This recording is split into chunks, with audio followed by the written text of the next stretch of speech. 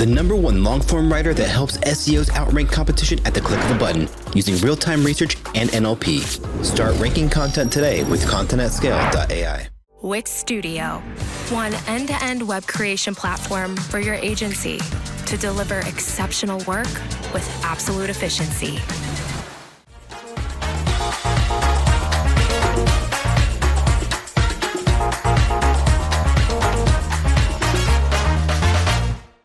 Afternoon, everybody. Thank you for coming back after the break. There is over 1 billion websites in the world. I think that's quite a commonly held opinion. Of those, about 202 million are what you'd call active, and that's competition. And every 3 seconds, the industry seems to reckon there's a new active website going live. So that's a new competitor for someone in this room.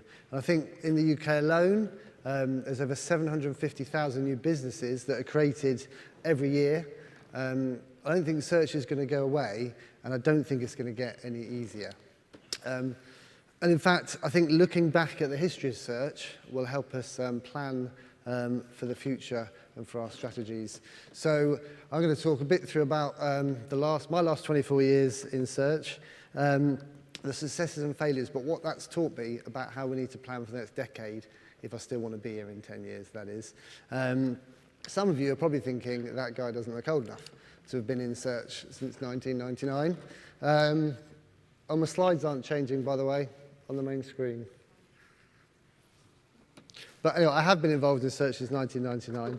And that was back when it was like Yahoo. Does anyone remember Yahoo, when that was the dominant force?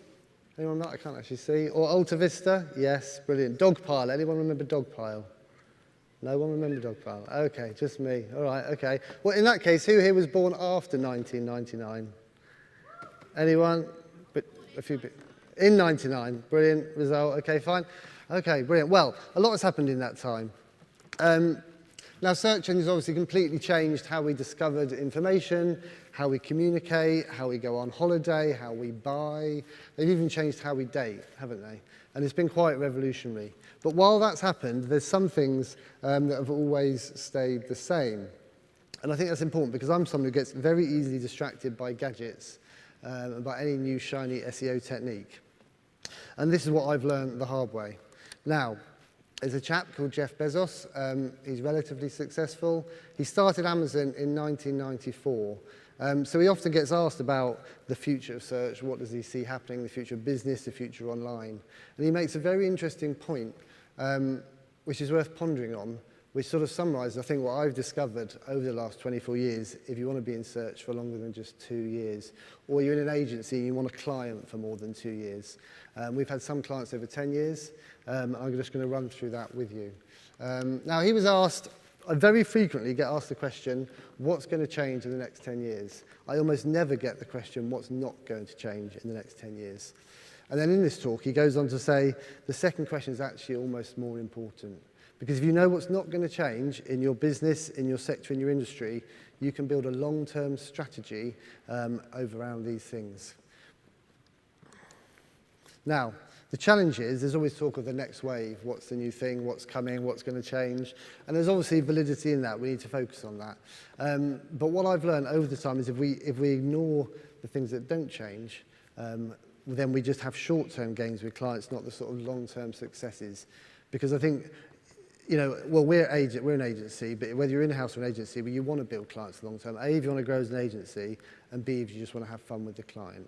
So I think whilst there is talk of the next wave, I want to run through some of the things that I would say are the sort of fundamentals of search that I think haven't changed arguably since 1999, which I think we all need to focus on. That's quite hard to do, I appreciate, and I think it's easy for me to stand up here and say, focus on the things that won't change, especially when you've got a client to manage and they're a new client and they want results quite quickly maybe.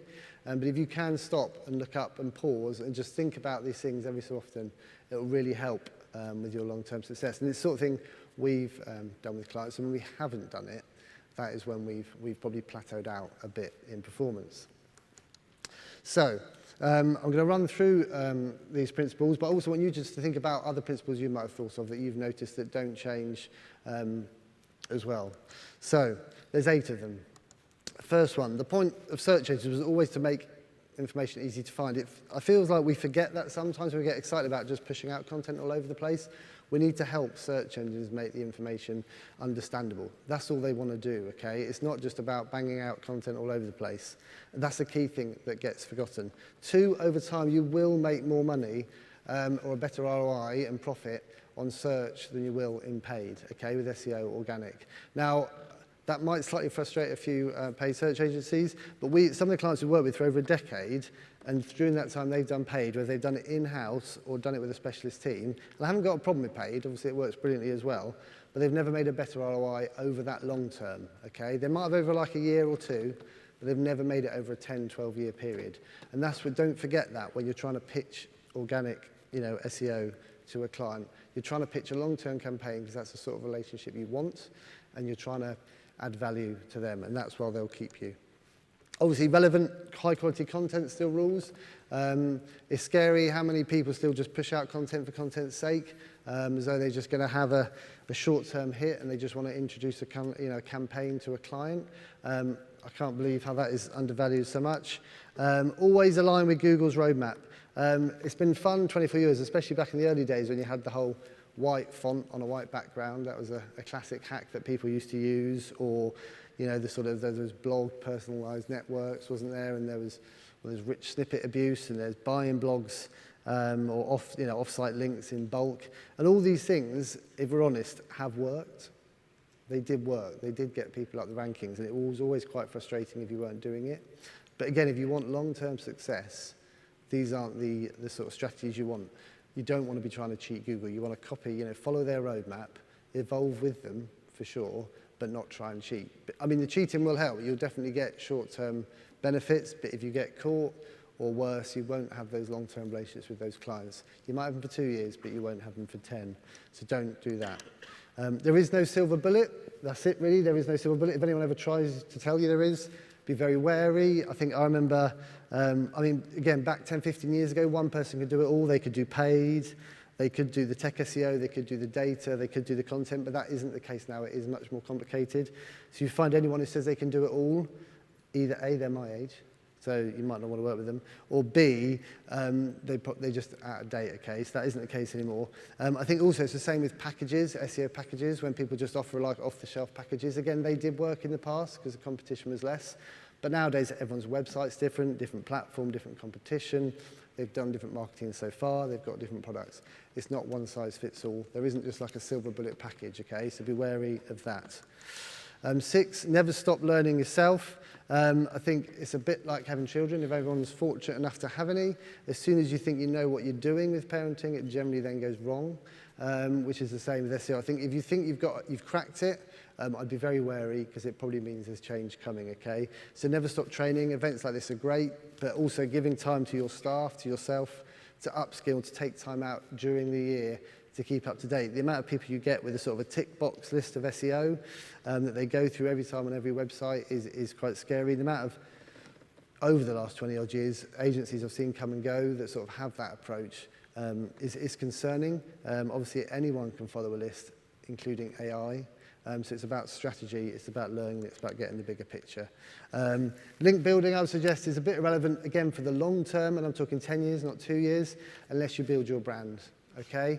Again, link building, obviously, buying links works, but I don't think I've not seen it work for that long, okay? Or it's almost more expensive than paid, or Google might find you. Nike, obviously a bit of an extreme example because they've got a lot of money and they're a big brand and we're not all Nike. But interestingly, over the last couple of years, since about 2019, they've massively grown in the SERPs. And a lot of that is because they always had the good brand, didn't they? They were always just naturally getting links and awareness, but they've now got better at the tech SEO. So you need to build your brand to compete with that in your whatever your sector is or your location. And I've noticed a lot of the bigger companies are now getting better at tech SEO. So if you're not building a brand, wherever that is, whatever location you are, I think it will cause problems as those bigger companies get better at tech SEO. I'm sure anyone who's worked with a big company in the past, you suggest tech SEO improvements, but they would just say they weren't possible, or they'd launch a new website as a single-page app or something ridiculous because it was easy for the developers. But that's not the case anymore. So be focused on building links, but building a brand and building fans, okay? Not just links for links' sake. Competition, I think this is one of the biggest lessons we've learned, and possibly one of the most undervalued things to look at. I did a talk on this actually at Brighton SEO this time last year, so if you're at all interested, you look up for that, because obviously I haven't got time to go through it today. But I don't just mean look at rankings. If you want to compete for the long term, you need to understand the competitor's business. Who are they? Who are they owned by? Do they do in-house SEO? Do they outsource for SEO? If they do, who's the company? What sort of techniques do they use? If it's in-house, what experience have they got? Have they borrowed money? Even to that level, you can get credit scores on your competitors, but it really gives you an idea of where they're going financially as a company, and you can plan ahead how you can either catch up and beat them, or how you can protect if they've suddenly got a lot of investment, because you know they might be coming. Even as far as understanding what version CMS they're using, and how often they change their website, because that can give you an idea of when they might be launching a new site and when that might change. So really don't understand that. And there's one thing you do after this. I would suggest you spend a bit more time looking at your competition. SEO is a zero-sum game, isn't it? There's only so many spaces at the top. And if you're there, people are trying to knock you down, or you're trying to get rid of people. And I think they're the sort of 8 main areas we try and look at now, and when we haven't looked at them is when either we have or our clients have slightly plateaued. But obviously within that, there is still change. You know, it's like with Amazon. They understand that the importance of delivery. Talking about Amazon's 10-year plan, they understand that in 10 years' time, delivery is still going to be important. They understand, quantity of products is important. How easy it is to search for products is important. And these are the things that aren't changing. And it's the same with SEO. But at the same time, they'll change how they deliver those products, how they source those products. And it's the same for us. We need to keep doing that. I think SEO will evolve. We obviously need to evolve with it. I think we've done that with a lot of our clients, where it used to be more SEO as a service, but it's now much more about strategy or consultancy or training. And that's important, especially the clients we work with a long time. We're now more sort of ingrained with them, so understanding their business performance metrics rather than just a bolt-on service. And again, if you want to build those relationships, if you're in-house, you want to be doing that to build a long-term. You might be able to build a department and build a career. If you're an agency, you really want to get more involved and be part of the team rather than just a bolt-on addition that is maybe easier to move on or swap about. So you need to evolve with that and how you work as an agency. Now, there is a point there where I think because of constant change and the way search works, people will question if SEO is important. It is still important, I think, like we said, because of the numbers of people using a website. I think the way people search and behave, and because of AI and things like that, they'll still need to know why you're good. People still search for products. So they'll need to understand why your service is good and why you need to do it. And then it still comes down to content, doesn't it, and building a brand. That's what we've discovered anyway. The 6 trends I'm keeping an eye on. So we have the sort of the overarching strategy. We try and work with clients on like a 10-year plan. And we're actually doing that with some quite big sort of healthcare companies, where we'll map out products they're developing over the next 10 years. And then how does that impact their digital estate now? And then build it around that. But there's obviously trends underneath that you need to keep an eye on. Or as Andy said earlier, just really some simple wins you need to keep an eye on and not get distracted by those either. Predictive SEO analytics is one thing we're looking at. Almost getting real-time or predictive data using big data and AI together about changes you make and how that'll impact the performance of the changes you make rather than having to wait and see. And also spotting trends and opportunities and keyword clusters. And actually, if you weren't in this room this morning for the first session, second talk, I'd recommend you watch that, because there's some good tools on there for that. AI and machine learning. And in fact, going back a point on the predictive SEO analytics, if you don't have someone in your team who is looking at analytics, or your agency don't, and ask them if they do, I would get someone, because it is going to become more and more important. AI and machine learning, I think enough's been said about that already. It's obviously going to have a massive impact, but it's not going to be fatal.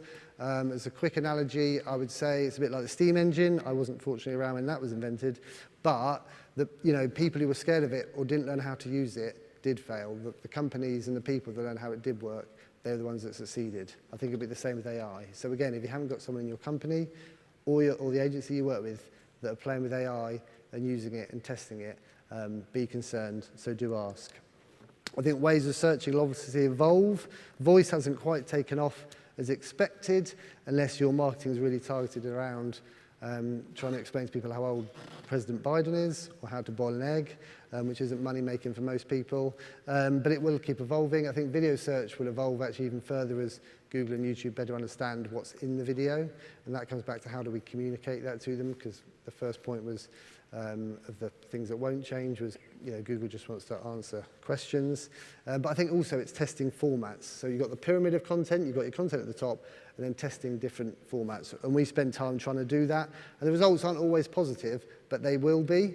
So if you're not testing and not failing, you're not doing it properly, because eventually some of those content types, whether it be voice or video, will pick up, and then you'll be behind the curve. And it's easier to get up there when there's less competition and stay there than it is getting up there when the competition are there. Local SEO, I think that's just going to get more local. I think if you're a national, international, regional company and you've got local sort of depots or shops or locations, or your client has, you'll need more localized strategies as Google gets more complicated and better understanding locality and what is local and who is local. So if that's one of your clients, spend some time thinking about that. I think search engines have become even more personalized, obviously with the sort of Google's behavior analytics and AI together.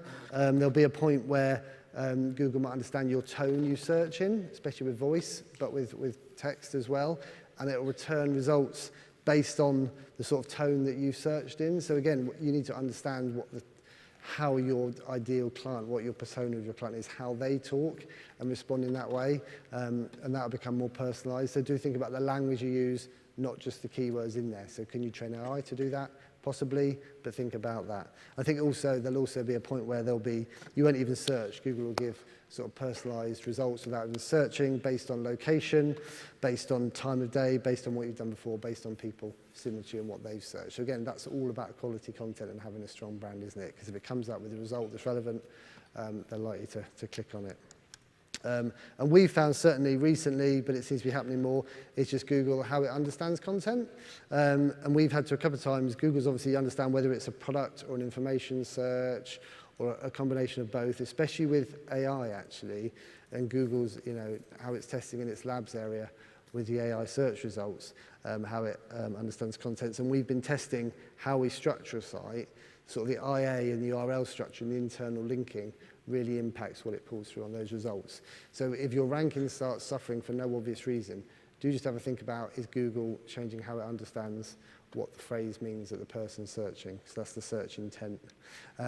Just some quick final thoughts though. The SEO world is getting bigger.